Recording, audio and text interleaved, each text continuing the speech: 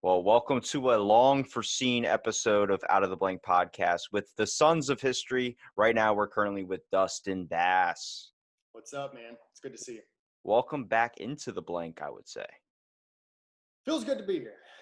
Now, I guess we could just get right down to it a little bit. I had a thought because I heard recently that California was going back to stage one again with everything that was going on in the world. Mhm.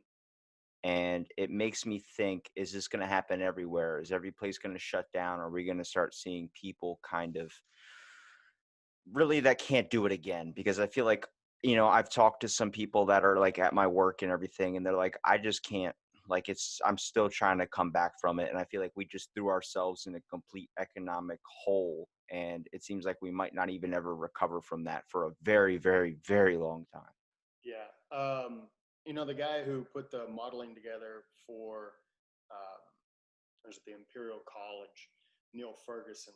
He said we're gonna pay, and this is like right when he put it freaking out there before really everything got shut down. Things started getting shut down. He sort of caustically said we're gonna pay for this for decades, and it's absolutely true that we are going to pay dearly for this in more ways than just financially.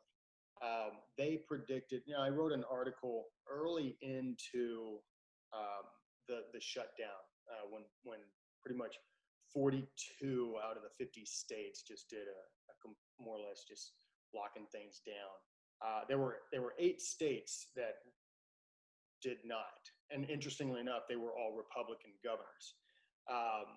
And so I'm going to get to your California question here in a second.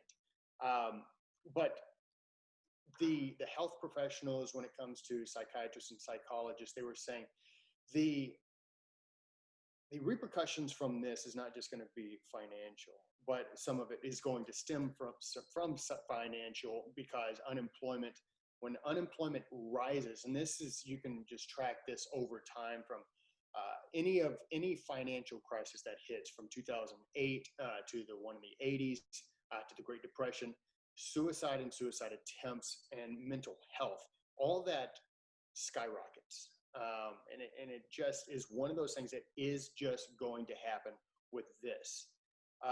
And I was talking to some friends a couple of days ago, and I was referencing what Jesus was saying. He's like, no man builds a house without first counting the cost. And all of this globally. And a lot of people will say, well, it's not just America. Everybody was doing it. Well, everybody made a mistake, except maybe for Sweden with their herd immunity. There were a number of countries that, may have not been so restricted, but the cost counting was not put into place. And California, no, I don't think people are going to follow that trend. And I think you are seeing, interestingly enough, you are seeing other states that have decided not to be so restrictive actually benefiting from the tyranny of California and New York. As you can look at all of the wealthy people who are in California and in New York, mass exodus. They're leaving. They're getting out of there. And so this whole absolute lockdown, again, with California, is really just a reflection of the type of politics that they play in that state. And for some reason, the further you go left, it seems the less you understand about economics and how it works. And when you restrict more, the entrepreneurs leave and they go somewhere else. And that's what's so great about having a country where you have 50 states, but not just that, you have numerous cities, and they all sort of do a little bit of their own thing when it comes from an economic perspective, which is why you see a lot of these billionaires leaving to go to one of typically 2 places, Texas or Florida. There's no state income tax, and business regulations are very much more loose than in places like California and New York. I'm looking at like the diverge of power here between you know, when I was talking to Alan a little bit was on the fact of like every state should have like obviously the representative that tells like, oh, we should mandate by our state regulations because you know best of where you come from. You know exactly what works instead of just having this governed all rule, which we're supposed to be having, but nobody's really listening. But when it comes to like what I mean by the divergent power here is the fact of people are like I can go on Facebook and there's an unemployment like Facebook page. People are crying and complaining that their $600 isn't coming. They're now just getting a regular amount of $200 and $300. I get it, but you're supposed to have a job at this point. They're expecting Yeah. you. It's been months, so the thing doesn't qualify. But then you see the diverge, which is people that want to go back to life. They want to go back to what they had before, and people that want another second wave that are praying for it. I was getting messages. Do you think there's going to be a second stimulus check? Do you think there's going to be more free money or stuff where I can sit at home and get paid? And it's like, we're all thinking completely different. And now I'm seeing so much of like what went from political to people yelling at each other and screaming at each other for the seriousness or the less seriousness that they're taking in advance to COVID. And Yeah. it all seems like a match to a Kindle fire or this giant thing that's going to start burning, a way of beginning us all to separate and turn into these like different societies. We talked about people that still wanted to do like technology, and the people that didn't want to go into technology. We all get into these domes with like one culture has time travel, the other one doesn't. Well, I look at it now, it's going to turn into a mask or an unmasked society type thing. And it's really, really strange because it ends up turning into China's social economic credit system, which is the fact of you can snitch on your neighbor and you can get like a tax refund or you can get a tax break or you can get all these other types of things. And I'm like, that's what's happening now. So many businesses in my town have literally put up Facebook posts saying, I can't believe all of you people would do this. Just try and get us in trouble, trying to get us shut down. Well, you know what? We're not open anymore. Good luck Yeah. for the rest of the summer. And it's like, Right. we're a summer tourist beach town. So when you shut down during summer, you're getting no money. So they're just afraid because everybody from Florida, Pennsylvania, New Jersey, Connecticut, New York, all these places are coming down here and our numbers are just going up and up and up. Yeah. There's yeah, so China, and I wrote about that as well. Like we are going to this is what, and because you said people are almost praying for a second wave. And I really I can't wrap my head around that, but I agree with you because I see it too. Um, they seem to get almost like a bit of a high out of being right for the most wrong reasons. Um, but uh, Well, hang on. Here comes Alan. yeah, he was calling me and he was like, "Hey, just join." Yeah. Just pop right in there. So, what you said, so China does this social credit system. Um, and so you be a good citizen means that you get more benefits, Yes. right? Here he is. Here's the lady of the hour. Unbelievable. Mr. Where Gray Screen. where's your video, Mr. IT? You could be doing something in the background there. Is it not showing? No, Oh, sir. it's not showing. Unbelievable. There he How Look, about is. now? look, don't put it between your legs. Don't need any of that. Thank Yeah. you. The people are already scared enough out here. Yeah. They don't need another pandemic.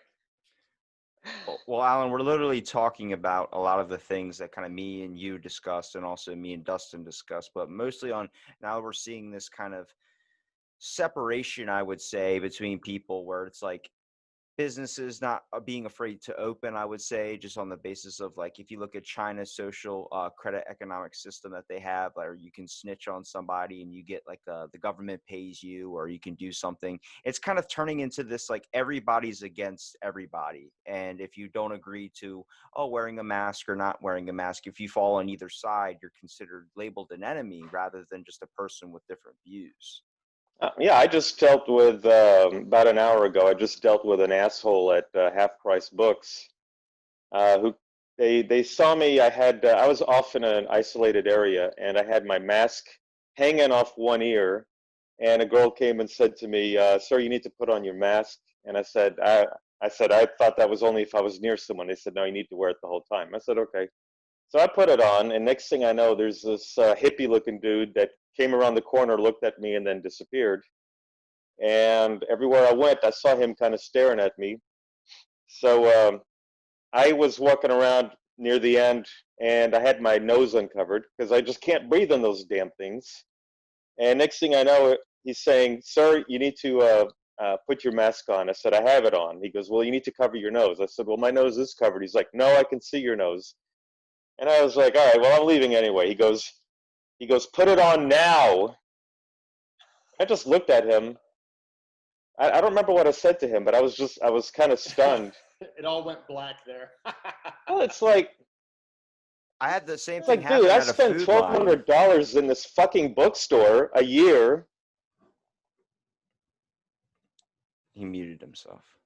Yeah, he Alan, muted come on, himself. It's Mister. probably for the best. It's probably for the best. Well, I had the same kind of interaction happen in a food line. I was actually getting because my work is right next to a food line, so we make this thing called a peanut butter slammer. It's freaking disgusting, but we have to get bananas for it. So I had to walk over to food line, grab some bananas, and as I'm leaving, there's only one exit with the little sliding doors. This dude's just standing there, an old man, and I'm like, okay, like trying to walk around him, and he looks at me, starts walking slowly. I mean, slower than a turtle, and that man could walk fast. I could tell you that. It wasn't like, oh, he's old. No, he could walk. He was purposely doing it slow. And I was like, kind of like behind him, like, oh my God. And he's like, just turned around and goes, 6 foot, motherfucker. And I just looked at him and I was like, 6 foot, motherfucker, speed up, motherfucker. And he looked at me, goes, oh, go fuck yourself. And I just like walked past him. I was like, you're not going to do shit. And he just got in his truck and drove off. And I'm like, this is what's happening. It's like that got me so upset. Just because on the Mm-hmm. factor of you see people not following a rule, you see people that want to test people that are doing stuff. It's like you're dividing everybody. And it's like the same. I wondered what it was. Like, why am I in a store? I'm wearing a mask. I turned around in a Marshall's and I saw a dude not wearing one. And I was like, how the fuck did you get in here if you have to wear one? So you took it off when you got in here? And I asked the woman, I was like, is that so? We don't have to have our mask on? She goes, we can't say anything when you're inside the store. So then I reached for mine to pull it down. She goes, please don't. And I just like, why did I feel the need to want to yell at him for not wearing his? And I realized it's rule following. We're programmed to follow rules. And when someone else isn't following the rules, you feel this need and this urge to pick at them or yell at them and make them follow the rules just like you. Mm-hmm. Yeah, Well, that and it's not just it's just not just in businesses. There was a restaurant slash bar called Basu where somebody filmed it, where people were inside having a good time. Somebody filmed it on their cell phone and started broadcasting it to all the news media. It's a headline story on our local channel 2. I don't really watch the other channels, but channel 2, it was one of their top stories.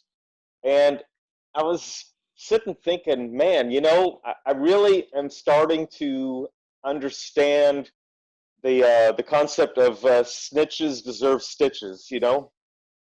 Um, I don't know. This is like, yeah, like you're saying, following these rules. You better follow these rules or else. And it's like, you know what? Go fuck yourself. I'm following the rules. If I'm not standing near somebody, I don't need to wear my frickin' mask. It's only if I get close to somebody that my little droplets can sit and affect somebody. But don't sit and tell me that I have to sit and wear a mask everywhere I go within a business. I can't breathe on the damn things. glad you're in good spirits this Sunday afternoon. Yeah, exactly. Yeah, what did you read? A book on demonism before getting over here? What the hell's wrong with you? Anyways, no, I mean we're living in a society where we've been living in a nanny state, but it's continuously been the government who has been looking over our shoulders, right? But now, and I've been talking about this for quite some time, we've had laws put into place that we had no idea were actually in place. And we had no idea how much the Department of Health had actual tyrannical, authoritarian, totalitarian, however you want to phrase it, power over us in the case of a sickness that comes through. And now, local, state, federal, this is all encouraged, but especially local and state governments are encouraging citizens to become the cops, to become the snitches. And this comes down and it references all the way, and I really wish Alan would maybe reference some history in this conversation instead of just pissing off at the mouth. But goes back to, Otis talking about the writs of assistance. James Otis talking about the writs of assistance. How like you give this person this little bit of power, which is all encompassing, and there is no end to what they will do with it. And it is we're seeing this, and whenever you make a comparison between what's happening here in the States and Nazi Germany, people are like, that's stupid. That is stupid. Like, no, it's not, because it is the same exact mentality that is being conducted in the States. You have given the people power, like illogical, wicked power, to shut down businesses, to have people arrested, to have children separated from their parents, because you aren't abiding by these edicts that are put in place by these county judges, by these mayors, by city council, that supersede. And this is what is so mind-boggling to me. It's like all of these edicts, all of these rules, they supersede some way, some shape or form. And that's probably why the guy, who didn't have the mask in Marshall's like, to hell with this. Like, this is not going to supersede my civil liberties. Your stupid little rules are not going to supersede. And people, we have been taught from elementary school all the way up into corporate America, you abide by the rules. Well, the rules are stupid. Doesn't matter. These are our rules, and you will abide by them. And so people get in line, and it becomes Pink Floyd's The Wall. Well, you brought up a good point, though. You said something about being like Germany. It's the exact same thing, kind of what's happening over there. What it is we're junkies hooked on a fix right now. And the fix is that we're suckling at the teat of our government. Like back in the day, the government didn't have this much power, because what they would do is they would give you land. Let me give you land. You can grow your giant farm. You can make lots of money and build amazing property. And then you're like, okay. And then, you take that offer. The next thing you know, the government starts coming in. We're going to be doing this because technically we gave you this land. So you're technically on our property, even though you own it, but it is initially ours. And then they start doing that. It's the same thing that's going on now. We wanted money. We started getting money. We got the relief. And now there's people that don't want to hop off of that. And then they feel like they can sit there and rise up against the government, or they can say things, you're doing this wrong, or I don't have to do this, I don't do that. Oh, well, you do, because we're giving you money to keep you alive. And that's why, like, a lot of people that didn't want to fall back into that system and didn't want to bank on a second stimulus check, didn't want to sit there and collect unemployment, even though they had the opportunity to go find another job. I'm not saying that doesn't mean for everybody. I'm just saying for some people out there. But like, first thing I did as soon as that, that thing came up, I was like, let's go. I got to get to work. I want to get back into my life. I want to start making my own money again. I don't want to sit there. It's nice collecting free money, but then it gets you lazy, and then it makes you not want to do anything. And then it keeps you mindless and on autopilot. And like a little child with no teeth, you're sitting there just waiting for the mother to drop off your food. And I think anyone who may have been defending the welfare state that we have had over the past 60 years hopefully understands exactly what you're saying. This is what happens when you are given money for doing nothing. You want to remain in that stronghold. You want to remain in that mindset of just give me money, as if, here's the thing, the government has continued to say, well, you owe us. And it's like, no, like we do taxes, but we don't owe you anything. Like, and now it's sort of the reverse. Like the government is paying us, and now people are in the mindset of, I'm going to stay not working. I don't want to work. Freaking teachers unions, like, don't even get me started. Sorry. They're saying, we don't want to work. You owe us. Like, look, it goes back to what John F. Kennedy said. Like, don't ask what your country can do for you. Ask what you can do for your country. It's just like, get to freaking work, quit living in this mindset of fear. If you're going to go so buck wild about defending, these edicts put forth by these mayors and these little dictators in cities and states, then at least have the courage to do some research into what is going on with this whole coronavirus, what each state is doing, how draconian some of these laws are, how much people are overstepping their bounds, how much these local and state governments are actually just taking the U.S. Constitution and stepping all over it. Look at those. And and I think Alan and I talked about that in one of the recent podcasts. We're like, we have continued to say, well, that's happened in another country. That's happening in another country. It's not happening here. Like, oh, well, okay, that's happening in another state. It's not happening in Texas. Or that's happening in another city. It's not happening in Houston. It's just like, eventually it comes down to, it just gets smaller and smaller and smaller until it's at your doorstep, which is exactly where we are right now. And for some reason, somehow, we have been lulled to sleep. And I don't know if that lulling to sleep has stemmed from being paid off by the government, as if we're not going to have to pay that back. Well, you wanted some sort of like a historical reference. Hey, he's back.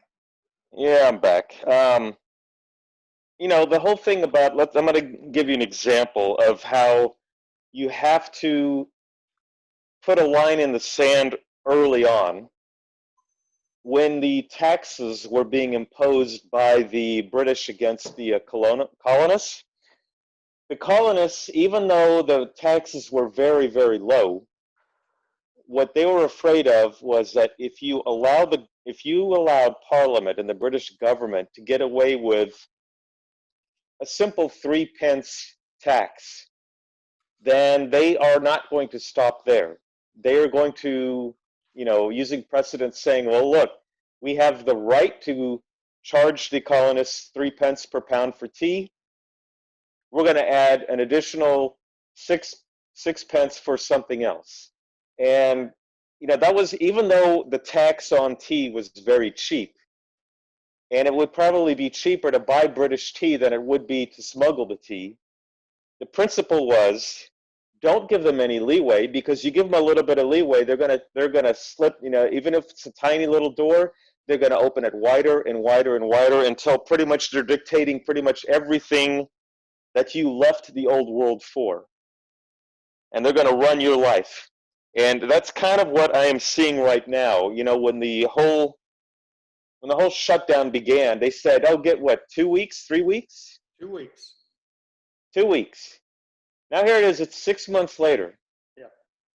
And we got a bunch of Nazis running around screaming at people to put on a mask, which Dr. Fauci was saying back in March doesn't do you any good.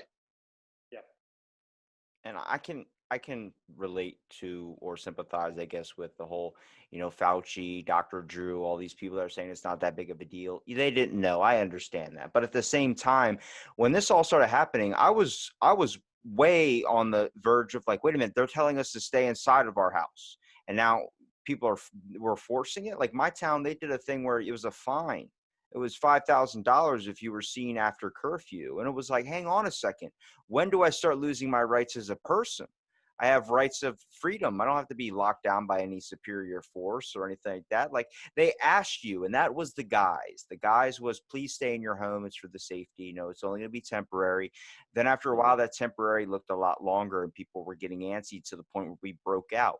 We sat and watched TV for a month of just hate and all this stuff going on in the news. And then when we got out, we started some crazy things. We started freaking out. Like with the George Floyd case. I don't want to go dive heavily into that, but the factor of that was a spark. Imagine if that would have went completely different. I was listening to a podcast with Joe Rogan. He's talking to Bob Saget about all this, where they're sitting there just watching everything, in the news and everything that's going on. What happens if that didn't happen? What happens if that case, they would have just arrested him and that was it? Nothing would have happened. But we were sat and marinated and pissed off with how people are losing their businesses. It's a whole conglomerate of shit. on top of each other that cause people to break out.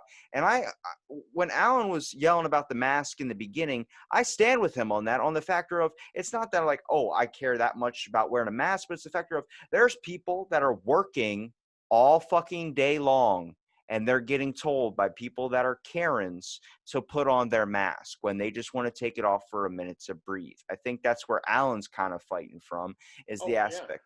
Is No, I mean, you work all day, and then some person that just got out of the house just decides to go to the store and use some of that unemployment money, and you're sitting there with your hard-earned money trying to buy something, and they're telling you to put a mask on when you're like, are you fucking kidding me? Like, I live in a beach town. It's 12 hours out in the sun all day is most of everybody's job. I have to sit there and try and listen to you, try and tell me something about your account at the gym or something because I can't hear you through a mask and 3 things of plexiglass. Like, it makes it a little bit more difficult, and it gets ever so frustrating when you just try and take it off for a second, try and get a deep breath or something, and some person that is literally taking the benefits, everything they possibly can, the full extent of unemployment, to tell you that you need to put it back on. It starts to turn into, that's where the aggression hits. Like, nobody wants to, after a long day of work, do you feel like fighting with somebody about something so stupid like that? No, you're like, fucking leave me alone.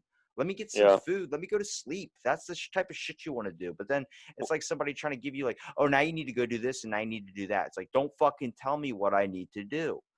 Yeah. It's Well, when I was at the Infinity store, I went to go buy a new phone today, and I am standing behind a glass wall. The lady is more than 6 feet away from me, and I'm sitting and I'm eating these little chocolates. And the lady says, "Sir, you need to put your mask on." I said, "I'm eating chocolates. How am I going to eat chocolate with the mask over my face?" I'm And it's eating like chocolates. you're 8 feet from me. I mean, it's like, do people just not have a life? Well, look at what's What? going to happen to the future. I was going to bring up inflation and how prices are probably going to change because of the factors our economy has taken a major hit. But then look at the places that you used to go with your family, your friends, your parents, your whatever siblings, going out to eat.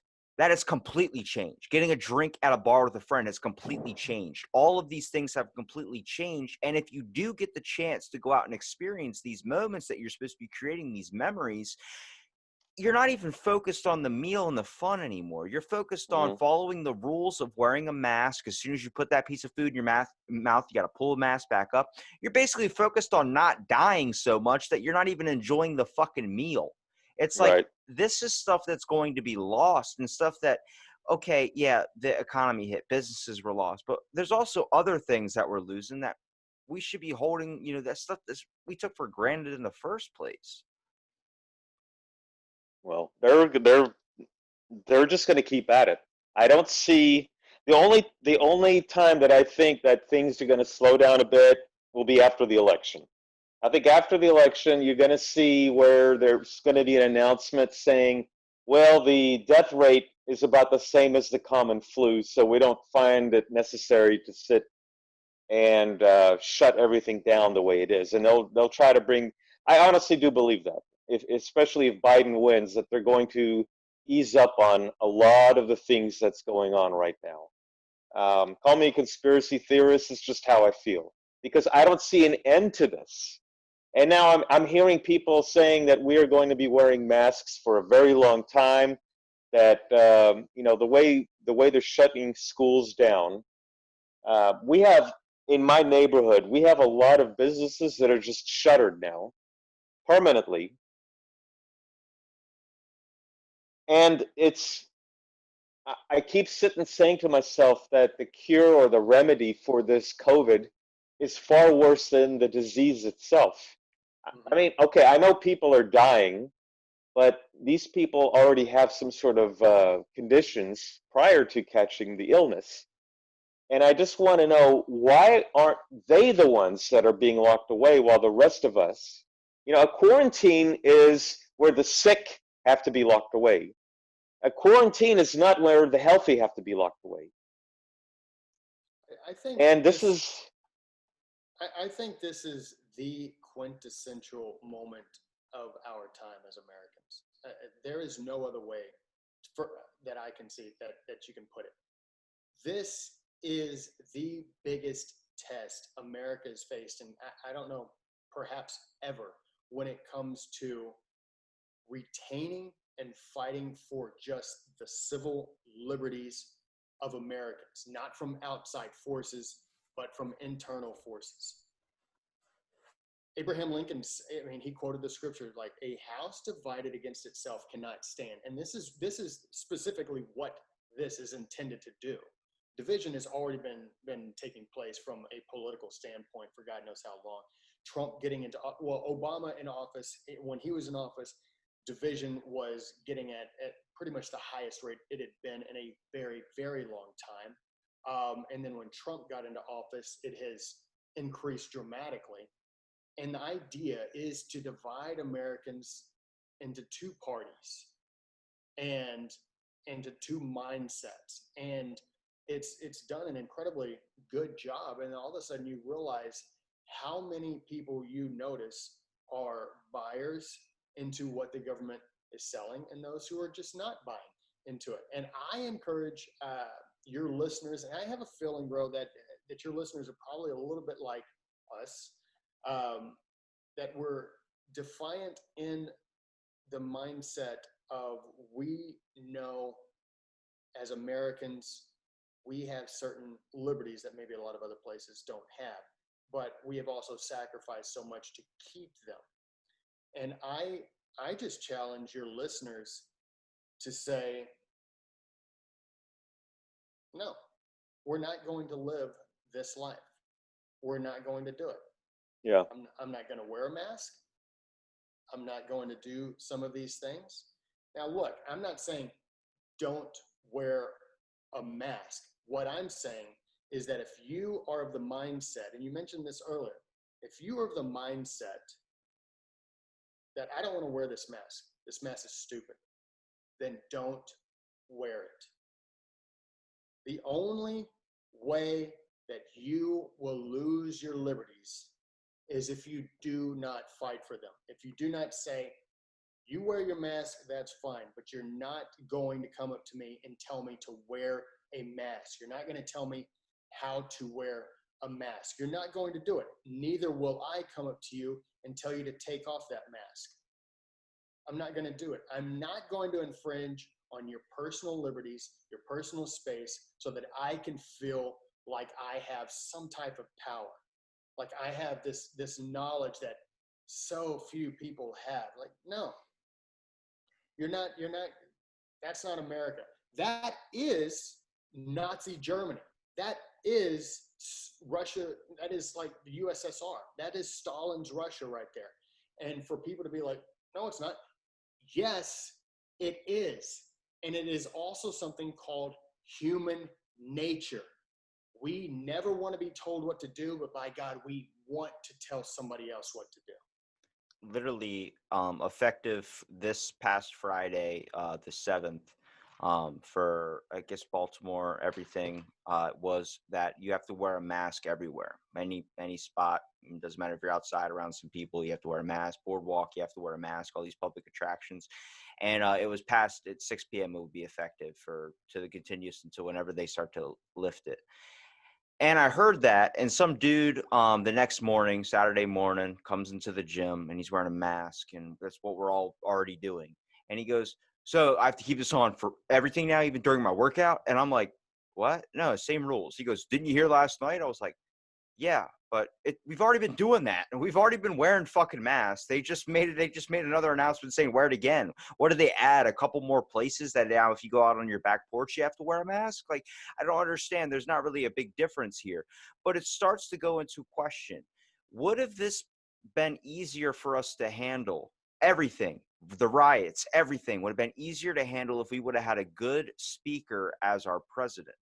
I feel like if this was put into the hands of Obama to be able to at least talk to the people, we might not have freaked out as much, mostly because he's a very good public speaker in the way that he goes, my fellow Americans, we get wear a mask and it goes like that. But if he would have came out there and been able to say something like that, rather than Trump, where he kind of didn't really know what he was saying, but at the same time kind of a little bit brash in how he is, people would have listened a little bit more and maybe been like, okay, we can stay calm, we can get through this, and we can figure out to something else. But instead, we all freak the fuck out. Like, what are we going to do? I need to go to the store and I need to fight for toilet paper. I need to fight for red meat. I need to fight for everything they're telling me there's a shortage of because we're never going to have it again.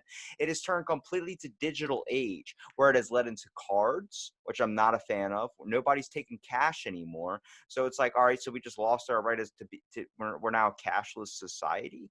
And it's like now they have every single one of your things. Every time I make a purchase, I get an email immediately. Well, thank you for your recent purchase at this. I'm like, why the fuck do you have that much power? It's like you have me in your fingertips to, like, when you go to a clothing store, can I get your email? Why the fuck do you need my email to buy a t-shirt?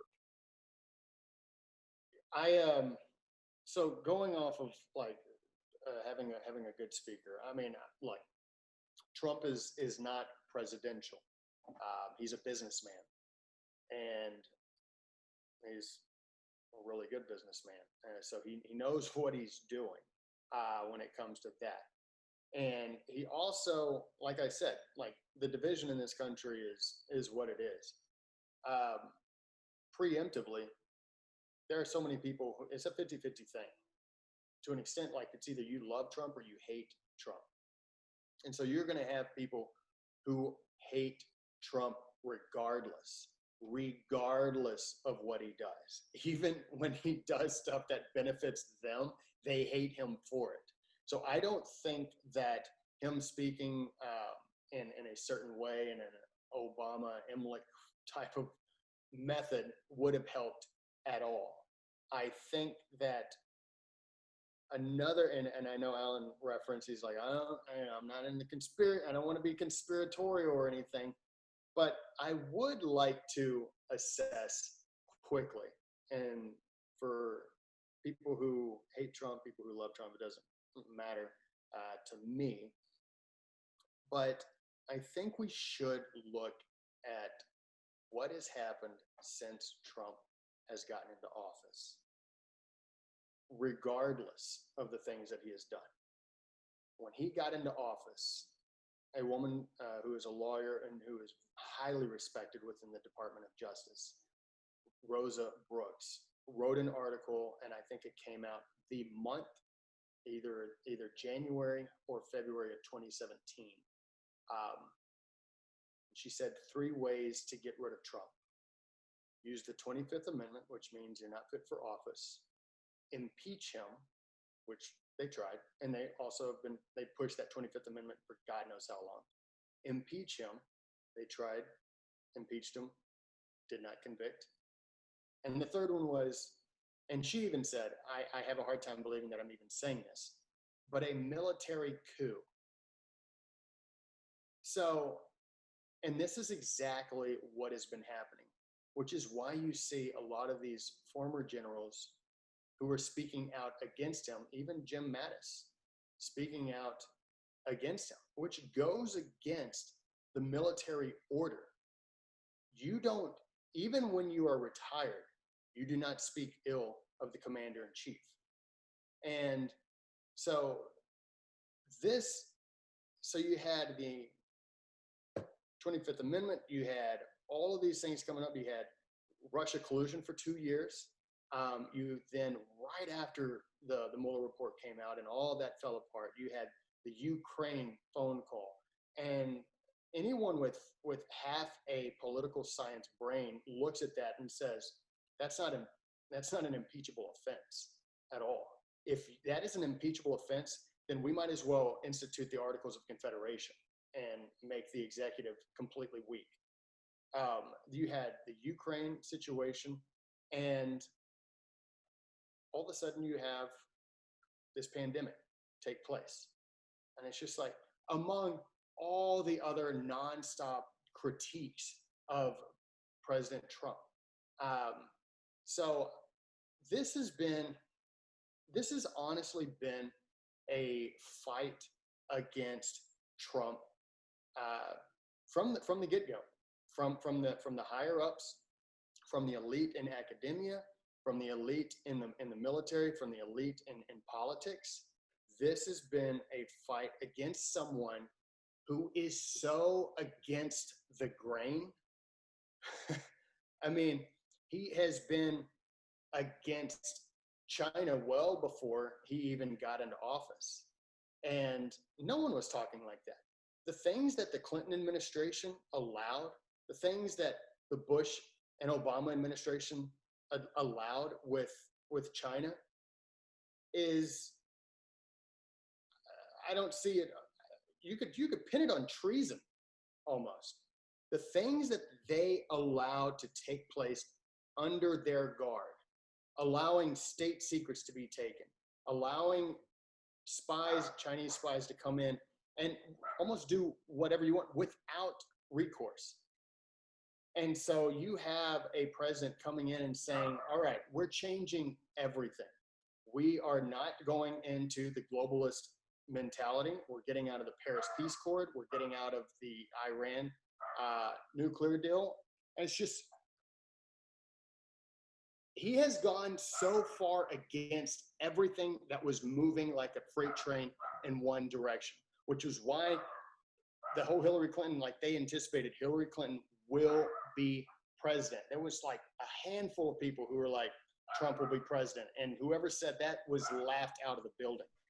So sounds like your dog's saying preach in the background. yeah, this dog is acting. I'm babysitting my friend's dog, and this guy, like, he goes nuts. Can you hear that really loudly? That's all right, but I do want to bring up something is we looked at America as this Captain America figure with a million bricks on their chest of whatever their armor, whatever their military uniform, where it looks like they're one block away from a complete Tetris win. So now we're talking shit on our own country because we don't have faith in it anymore. We don't have the respect that we used to have for it. Back in the day when you would have said, like, I'm from America, it would have been like red, white, and blue, burgers, all these types of things that are considered American.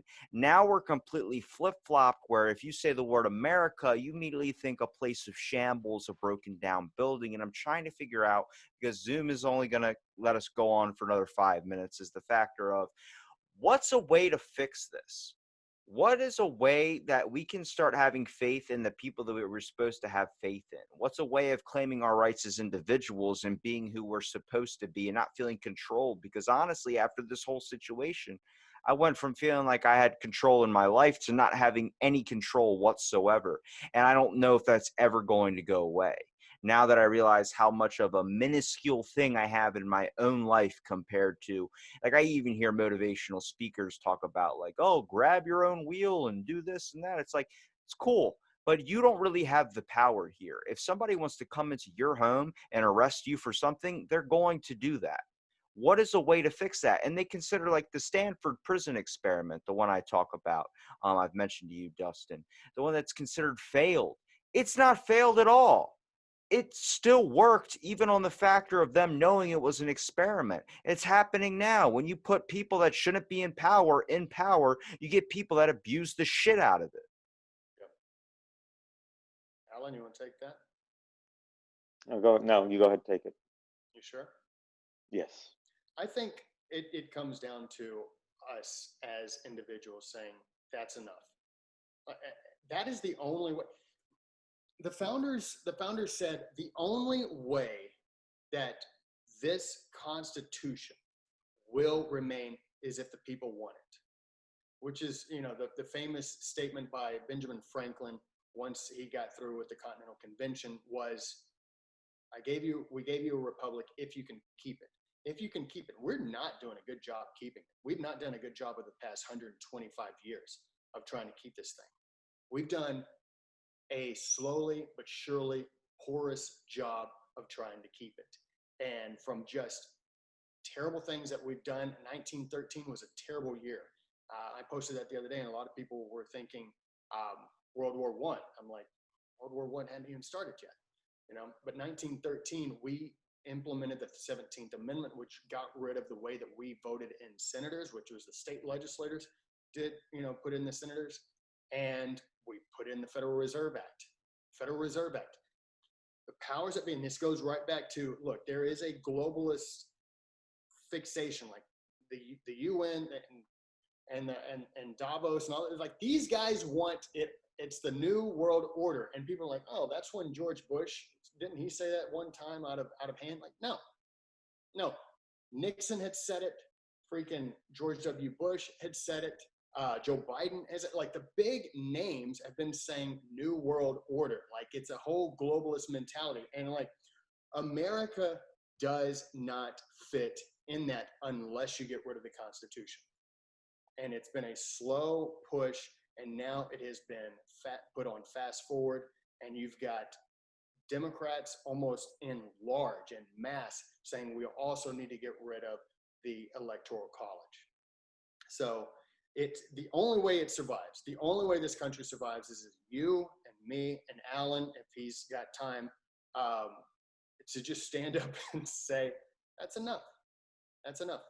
We are no longer taking this tyrannical route. Yeah, problem is that we are not united. You got less than a minute, man. Well, hold on. You know what? I'm gonna send you guys another invite if you guys want, and we can continue on to another discussion because I feel like this should go a little bit longer, just so Alan can express himself too. That's fine. As soon as he gets on Facebook, that would be great. Yeah. I'm not on Facebook. Do you have time, idiot? To with us? Look, I'm gonna send you guys another invite. To be continued, listeners. We were kind of going on about how the Constitution, Dustin was saying, was it not really get rid of it, but kind of, it seems like, because me and you, Alan, have kind of talked, we actually talked for 4 hours, technically. We did 2 recordings of 2 hours long, and one got deleted by Zoom, and then we had to do a second one. But amending the Constitution, for instance, changing it up, kind of adapting it to a new way that we are living now. It seems like we're running by old ways, but nobody wants to follow those old ways anymore. Well, but this is the reason why they created a constitution. You can change laws as time goes by, but the reason for the constitution is so that in the future, and why they made it so difficult to amend the constitution, is so that if a majority of people who are, say, stupid has a majority of the vote, you don't want them to just change everything and take away rights of other people. The Constitution was etched in stone for a reason. Yes, we do have the amendment process, but again, what is it? You have to have 3/4 of the states, and then I don't know if it's the Senate, 2/3 of the Senate or 3/4 of the Senate. They made it very difficult to amend the Constitution. The reason is because of like what we're seeing today. What we're seeing today are people who sit there and think that we need to get rid of the Constitution. We don't need a Second Amendment. The First Amendment is not necessarily your right to speak, because if what you're stating is hate speech, then you shouldn't even have a right to speak. And hate speech could be, I mean, I was called by a friend that I've been friends with him for 30 some years, since high school, calling me a white supremacist because of some of my views, which I found kind of ironic because, he knows I'm not even of any European blood. I'm of Arab blood. So I don't know where the whole white supremacy thing came from.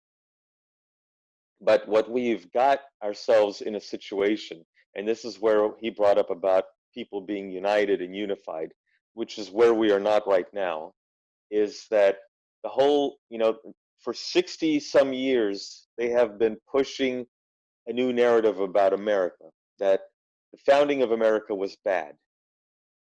We killed the Indians. We were based on slavery. We took away lands from these people. We took away lands from those people.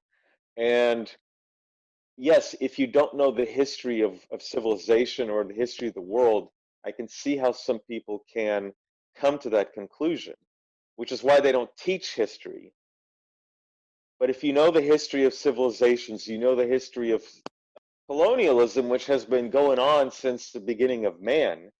I mean, if you read Herodotus's book, The Histories, Persia was sitting and invading everywhere it went, and it would absorb these lands.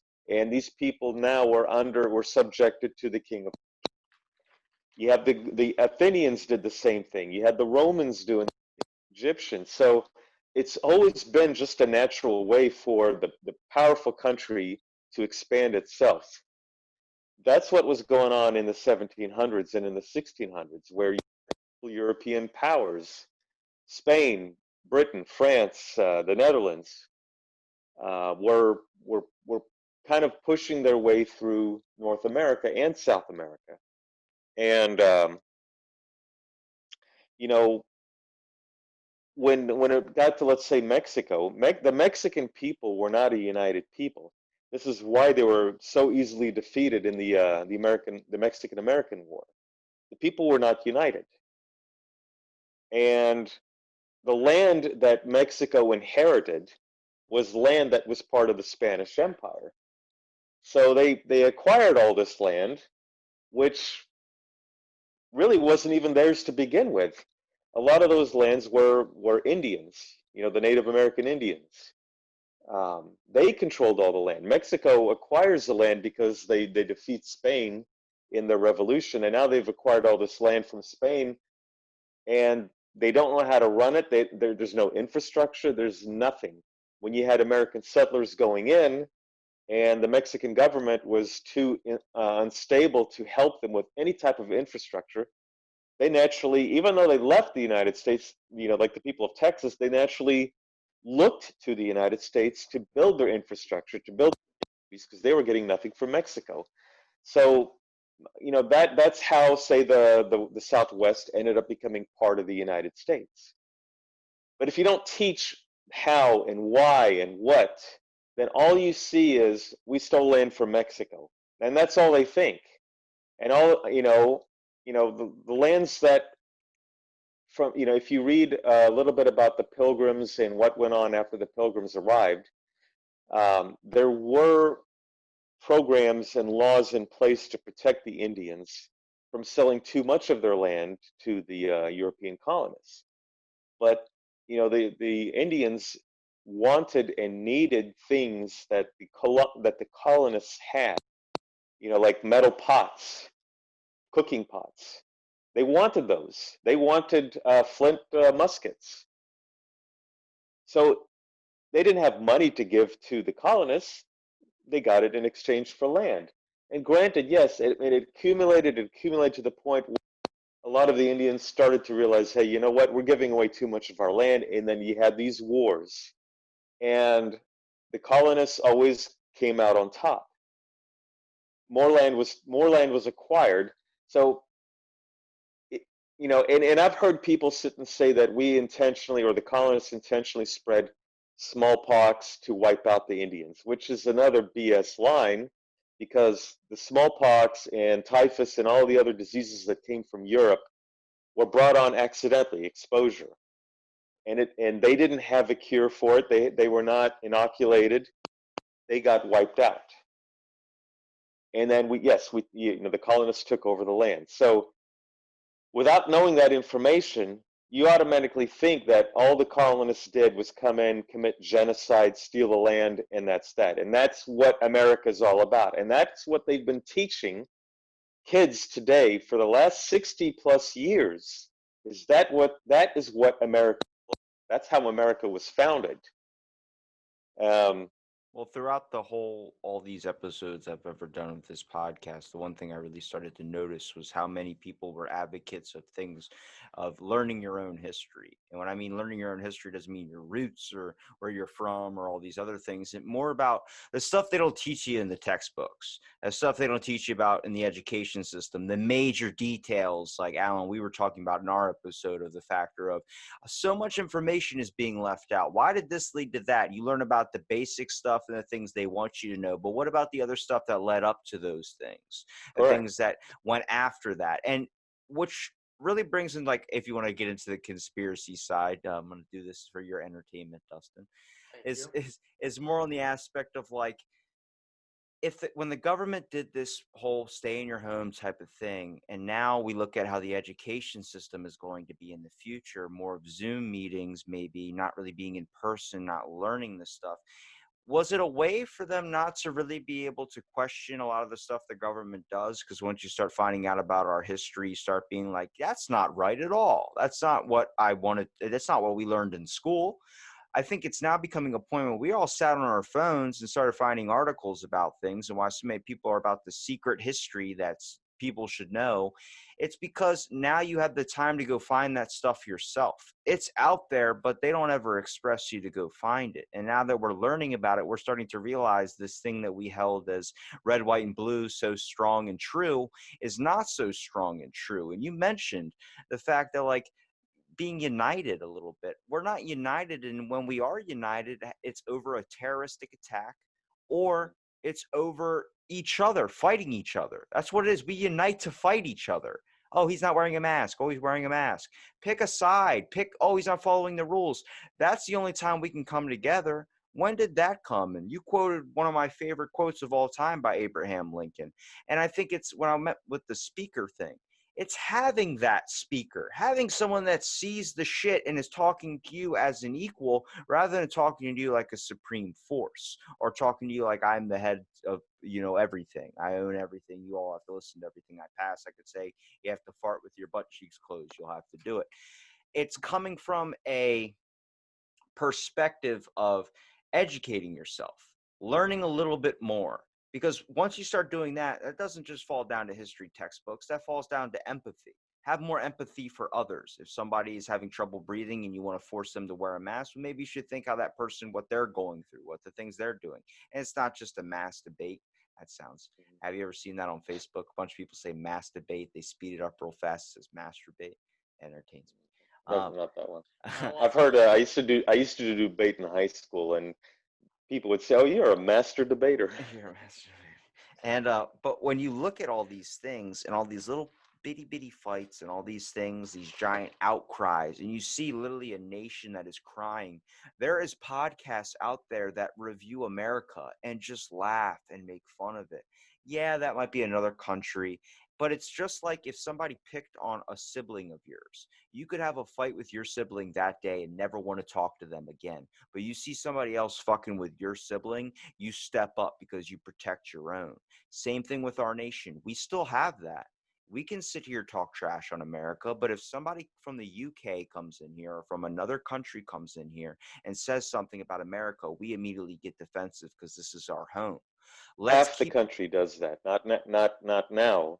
yeah. That's done. We're finished with that. What's a way to get back to that? Because if you're not, I'm not worried about me. I'm not worried about what's going on right now, how I'm going to learn how to live. I'm worried about how future generations are going to live. And I There's know two that's ways. okay. There's two ways that that's going to happen. One is it's a long-term process where we have to get rid of all these left-wing advocates out of the education system, out of the entertainment system. I mean, movies, TV shows. Yeah. There's this push of this liberal leftist agenda. Um, you have to go into the education system and reteach. You have to teach history. Yeah. You have to teach history, and you have to teach history not only what happened, but what led up to it. And What also, led up to the events? Okay, it's like if you're going to sit and you're going to talk about D-Day, you don't talk about D-Day just out of the blue where, oh, the United States and Canada just bombed the shit out of France, invaded it, and killed hundreds of thousands of innocent Germans and French, which is how they're doing it today. No, you have to go into the background. Why were the Germans in France to begin with? That's my I told you my family is from the Middle East. They came from Lebanon. Now in 1982, Israel invaded Lebanon. Prior to 1982, there had been 7 years of war in that country, civil war. And it destroyed so many buildings, so many towns. There were already at least 100,000 Lebanese who were dead prior to the 1982 invasion by Israel. But when you had these jackass reporters and journalists show up in Lebanon to cover the 1982 invasion, they would see all the destruction in all the towns, not knowing that it had been there for 7 years, but they would report it saying, look what Israel has done. Look what Israel is doing right now to these poor, innocent Lebanese and Palestinians. Not once bothering. And I'll tell you, for me, this is when I knew that journalism was not, they weren't telling the truth, the whole truth, and nothing but the truth. They were providing a narrative based on what they went with. So without explaining what had been going on in Lebanon for the past 7 years, you didn't understand that all the destroyed cities had been already destroyed prior to the 1982 Israel invasion. They never explained it. So when you don't explain some of the things that the United States did, why we fought some of the wars that we did, then you're not going to get the whole perspective or the whole understanding of why things happened the way they did. So your Howard Zinns are going to come into the world, and they're going to persuade an entire generation. And you know what? It's just one generation. It has been several generations. Yeah. So how do you fix it? There are two ways to fix it. One of them is you have to.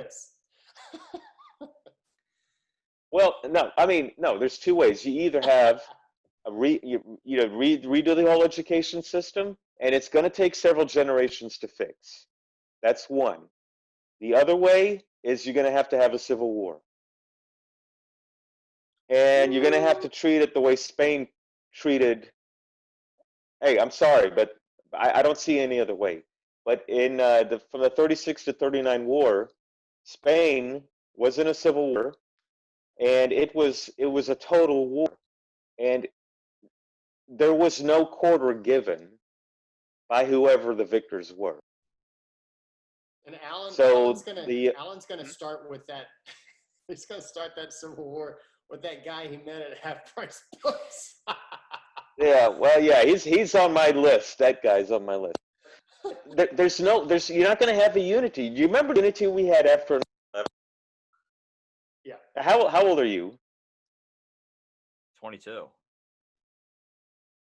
so you're 22. All right, so you don't remember 9/11 then? I was in school when it happened, but what I'm saying is I remember the school?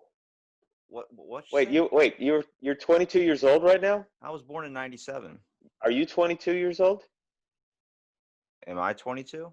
He's 22. Yeah. I was going to say you're more than 22. About to be 23. I'm 22. About to He's be 23. He's going to be 23 soon. Yeah, I'm going to be 23 soon. I'm 22 3/4. Do you remember 9/11? I don't really remember exactly what was going on. We were united. The whole country was united. I know. That's what my example always is the fact that we come united when it comes down to a terroristic attack. But why does it have to take to that point? If you look at what's going on when this whole thing first started, it was like fucking I Am Legend.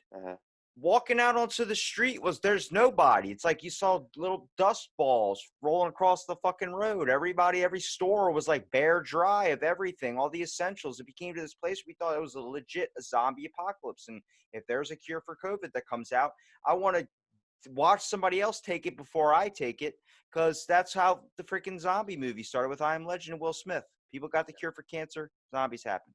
But it goes down to a factor of like, why does it take something to threaten all of us, or it has to be an opposing force that come out and attack us? You say a civil war.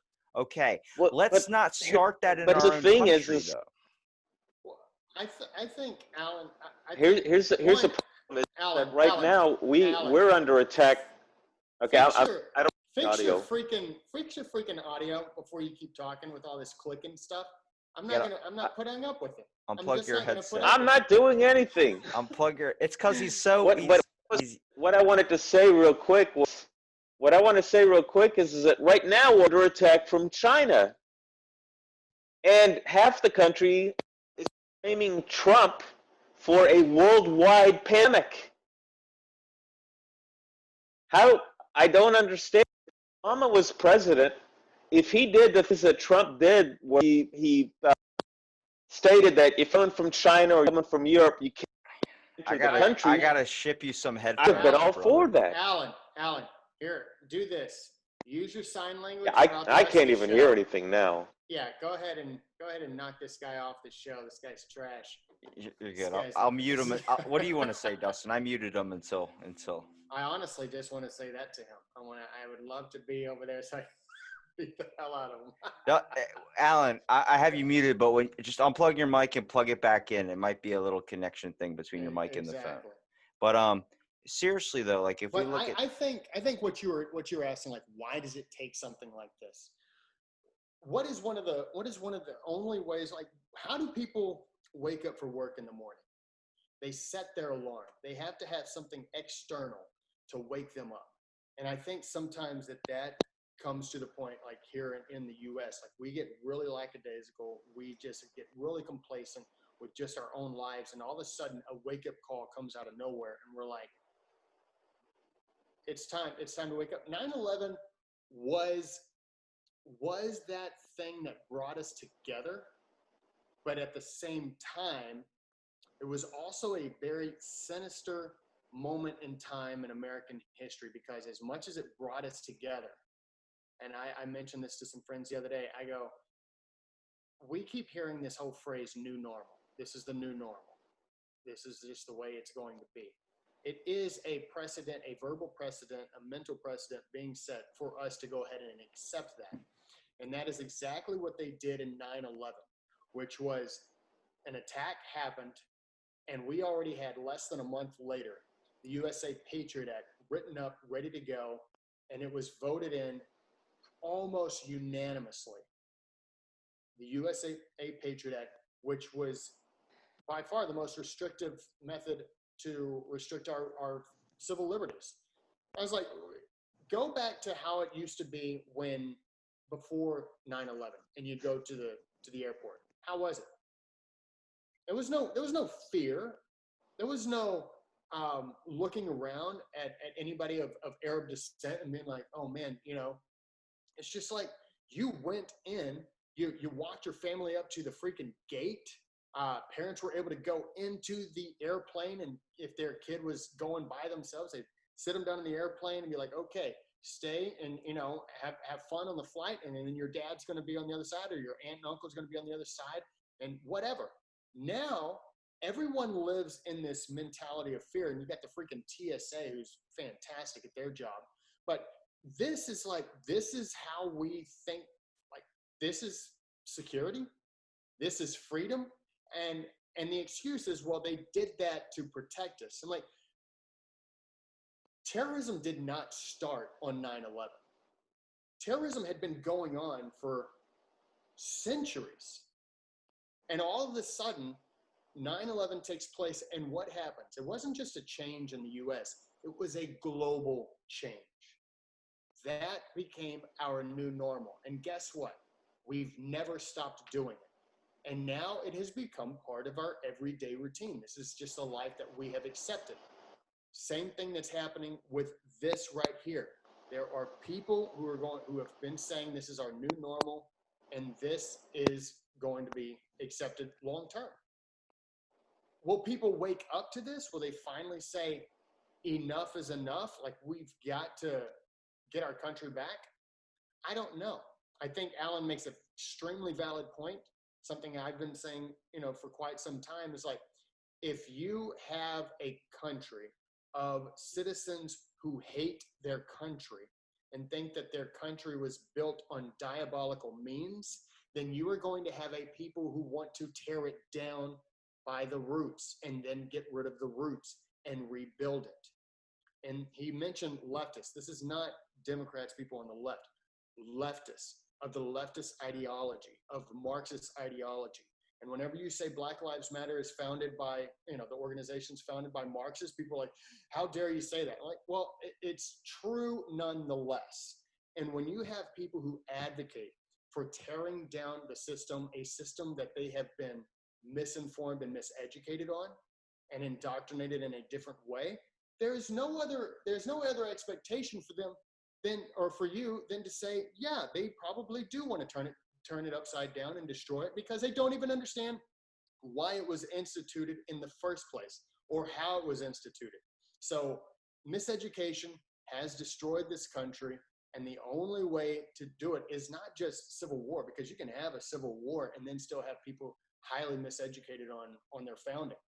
I think it just comes down to, you need to know the process of this country coming into existence and why the founding fathers put together the Declaration of Independence, the Articles of Confederation, and then the Constitution, and then the Bill of Rights. Why did they do it? And without understanding why, then you won't care if it goes away. It goes right back to the 1936 Constitution of the USSR. You can have it on paper, but if the people have no power to enforce it, what does it matter? And if your government is going to just disregard it, it doesn't matter. Which is why I wanted to have you guys both on the show. I told you wanted this episode. So I think what you guys are doing is very important. I think educating people, especially when a lot of people, it's really hard for us, extremely being tired based on work and all this other stuff, to be able to go and find the information, look up articles yourself, history, all these types of things. You guys are doing the people a service by being able to do that and kind of narrow things down too. I mentioned to both of you, a buddy of mine, I'm wearing his shirt right now from Farmstead Foods. Bobby Dumont, he listens to you guys, he loves it, and he messages me like, that was the great episodes because of the fact you cut through the bullshit. So much of him being a business owner, trying to get through everything. And I've talked to many business owners, and I always mention how hard it is for them because they're running off a system, and the system seems like it wants them to fail now. They fell out of place of the system, and now they can't get back into a spot. They don't know what this new lifestyle is. It's extremely hard on business owners now, no matter if you're a brick and mortar or no matter if you're a mobile place. And when is it going to turn into the point, like we're getting to a point now where it's just monopolies that are going to end up taking over? Everything's going to be delivery. If you don't own a food truck, it's all Amazon. It's all groceries getting brought to you from major corporations, where mom and pop shops are going to go out of business. I literally said Netflix planned it perfectly with releasing all these amazing movies and TV shows right when fucking COVID hit. I was like, that was ironic as shit. Now people have stuff to binge and keep their attention. Exactly. We've replaced in the world creativity for branding. And when that goes down to that, when you give up that, you give up your free thinking, you give up all these other types of things, you just stay on this mindset of doing the same thing over and over and over again. And you're never going to look up and educate yourself on anything. Yeah. Honestly, man, that is the goal. America is built on entrepreneurship. And people from other parts of the world want to come here to start their own business, to have the freedom. Because whether people understand this or not, entrepreneurship is the ultimate freedom. It is equivalent to having, like you said at the very beginning of the show, your own land and you working the land. If you work the land and you're successful, guess what? You live. Your family stays alive, right? But it's up to you. It's up to you if you want to work that land and survive. So here in the US, with this coronavirus, before the coronavirus hit, business was booming. And that was one of the staples of the Trump administration, was business was booming. People who couldn't stand, and I've talked to a number of them, I've got friends who don't like Trump, and that's fine.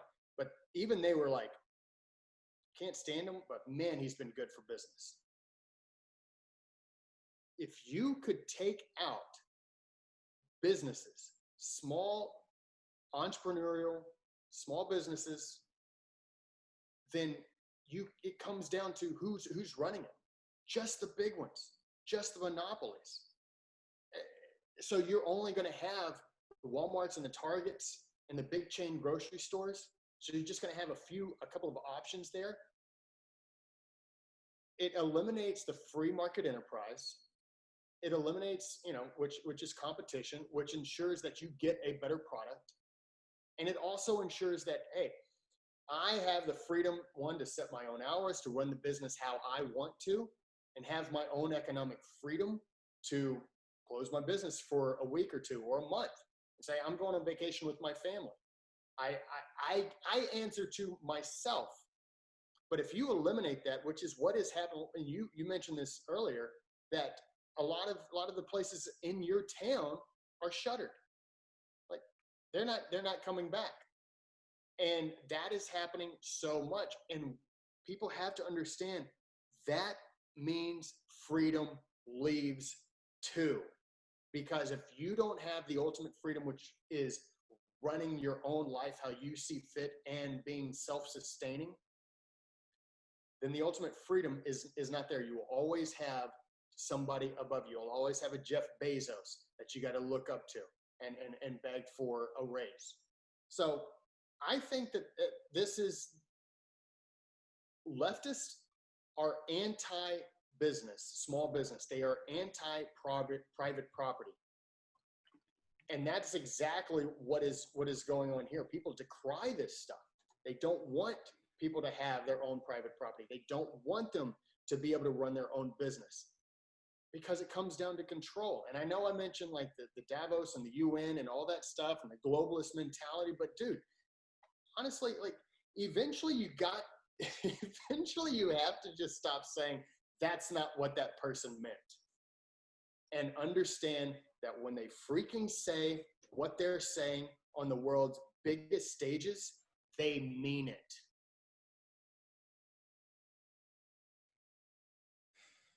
It's a lot. It really makes me think of that movie where Terry Crews is using Gatorade to water the crops. Like, I really don't want it to get to that point where we just are just going to turn into like, let's put a celebrity in office the whole entire time and see if that gets the answer. Because we looked up to celebrities instead of back in the day when your role model used to be superheroes. You know, people that you really wanted to look up to, people that had things that couldn't let you down or didn't have the opportunity to let you down. And now we're trusting people, and people tend to be filled with flaws. But it brings up to the major point is, what's the price for freedom? There obviously is one, and it seems like we've given up that because it must be too high. And I'm trying to understand it a little bit more and listening to you guys and, you know, just trying to be a little bit, I would not say stay woke, but, you know, be a little bit more aware of what's going on, because like I used to be like anti-politics and anti-everything when it comes to I just want to live. That's all I want to do. But then once I started realizing that I have a small control in my own life compared to the big picture of things, that's when I wanted to take hold of it. Yeah. What is the price of freedom? I think it's probably three things. I think it's hard work, it's injury, and it's death. Those are the three costs. Those are the three prices of freedom. One of those three things are probably going to happen to you. You're going to have to work hard to keep your freedoms. And that means possibly just working hard, possibly getting injured, possibly dying. It's happened over the past 240 plus years in this country. Those are the prices that you must be willing to pay in order to retain your freedom. If you're not willing to die for it, then powers that be will push you to the point of how far are you willing to go to retain your freedoms. And if you're not willing to die for them, and I'm willing to die. I'm willing to die for two things. One, I'm willing to die for Jesus Christ first and foremost. Secondly, I'm willing to die for my country. If that means, putting me down, then that's what it comes down to. Because it's not about me, and Alan, I know, feels the same way. It's not about us. It's about the next generation. If we don't retain what we can for them,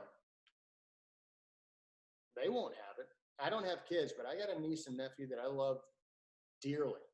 And I want them to be able to grow up in the country that, I loved growing up in. I grew up in the 80s and the 90s, man. God, I loved growing up. And I want them to have that same thing. And what I'm seeing right now is like, what a miserable time to be a kid. Alan? I I agree with what I heard from y'all because for majority of what y'all were talking about, it was hard to hear what y'all were saying. But yeah, I mean, I grew up in the '70s, and it was a good time. We were all a united people. There were some differences. At the time, we just had the Vietnam War, and that that really did divide much of the nation. But anytime somebody say threatened this country, we did get united. I mentioned briefly that in my opinion, we are under attack from China. I do believe China did much of this intentionally, or at least they didn't try to stop it, especially when they allowed their people to leave the Wuhan province to go fly out to Europe. And if you look at how But the when I disease hear seemed I to be hear controlled Americans and modified. today, Pretty good. what's that? I said, if you look at how the disease technically looked like it was controlled and modified a little bit, it seems like that's why it adapts so well. Well, there was one of the news here talked about this viral letter that was an open letter that some lady lost her husband to COVID, and I think they got diabetes. But who did she blame? She blamed Governor Abbott. She blamed Trump. She blamed people who didn't wear masks. And as I'm listening to this crap on TV, the first thing that came to my mind is, why aren't you blaming China? Why aren't you blaming China, you stupid idiot? This is not about you. This is about the whole country. I can't wait till you listen to this So back, it's Alan. why I have difficulty having much faith in the American people right I can't wait till you listen to this back. You're gonna be like, "What's now. wrong Yeah, with I'm my headset?" you said. Yeah. All right. Yeah, I can't even he hear doesn't- you for some He reason. doesn't have time to hear us. So yeah. Well, God bless you, Alan. you guys have both given me more than enough of your time. Please, Dustin, since Alan is incapable right now because he's Yes, got he is. some technical issues, would you please promote the Sons of History and also his show that he does on his lives? Yeah, definitely. So every week we put together we have a weekly podcast. You can listen to it anywhere, pretty much anywhere. Apple, Stitcher, Spotify, Google. It's the Sons of History. Weekly podcast comes out every Monday morning at 6 a.m. We're also on Instagram, Facebook. We have a Twitter handle, but I hardly use it. Alan actually does a Tuesday night history live show at 9 p.m. Central Time on the Sons of History page. Does a really thorough discussion on various topics. And I do a Thursday night live show on Instagram Live. So that is on Thursday nights at 9 p.m. Central Time. And I usually have guests on the show. This past week I had the creator and founder of the Tuttle Twins books. The week before I had Miss Arizona. And then the week before I had Morgan Zegers, who's a founder of Young Americans Against Socialism. So this week I have a special guest who we've actually had on the podcast before, Mr. John McCaskill, who is out in Washington, D.C. We're going to be talking about the whole statues situation. But yeah, staying busy. We have a YouTube channel as well. You can go check out some of our videos. We did a thorough discussion on the American Revolutionary War, signing of Declaration of Independence, what led to that, and all that stuff. So we put together a ton. We continue. We're content creators, more or less. So we're continuing putting out stuff. So. Well, I'll make sure I link everything in the description. And I thank you guys for both coming on here, taking time out of your day to do the podcast, doing 2 episodes. That's going to be mashed into one. And thank you to the listeners for dealing with Alan's audio quality. And Garbage. stay tuned for another episode out of the Blank Podcast.